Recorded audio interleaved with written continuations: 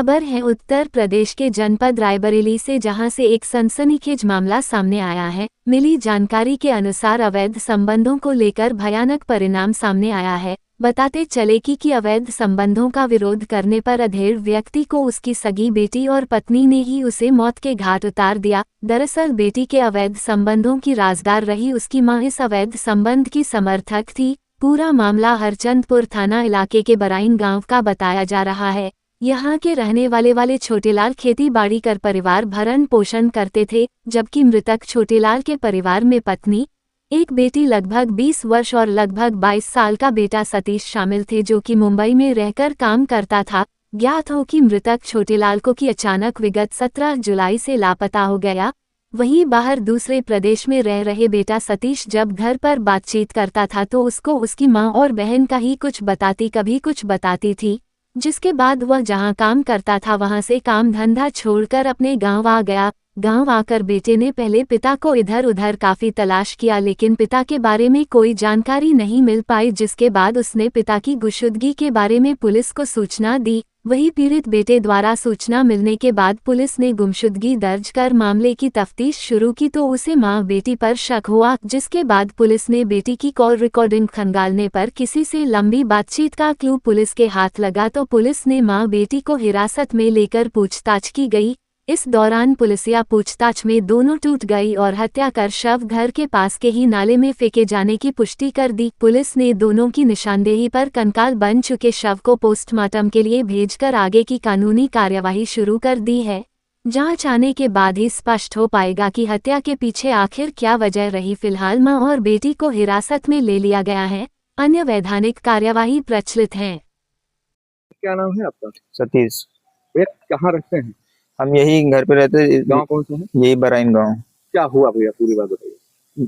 ऐसा हुआ कि हम बाहर थे, पहले गुजरात में थे, फिर गुजरात में मुंबई चले गए थे। फिर 17 तारीख को पापा लापता हो गए थे लड़ाई झगड़ा करके। और उसके बाद फिर मम्मी से पूछा करते थे कि पापा कहाँ हैं, तो बताते थे कि पता नहीं कहीं गए होंगे, जाने दो उनको, कोई टेंशन नहीं है। फिर इसी तरह हम पूछा करते थे, बताया करते थे हम नहीं जानते, उनको जीने मरने दो जहाँ होंगे, हम नहीं जानते। आराम से यहाँ घूमती खाती थी दोनों बहन बेटी और माँ बेटी। तो उसके बाद फिर बोली कि वो फिर एक बार बोली कि वो सपने में, मैं वहाँ मुंबई में था, तो बोली कि वो कहीं मरवर गए होंगे। अब उनका क्या पता, टेंशन उनकी ना करो। फिर हम वहाँ से मुंबई से मालिक से लड़ाई झगड़ा करके पैसे लिए, फिर उसके बाद घर आए। हम आए 7 अगस्त को। 7 अगस्त को आए, फिर हम यहाँ घर नहीं आए, पहले वहाँ थाने में एप्लीकेशन दिए।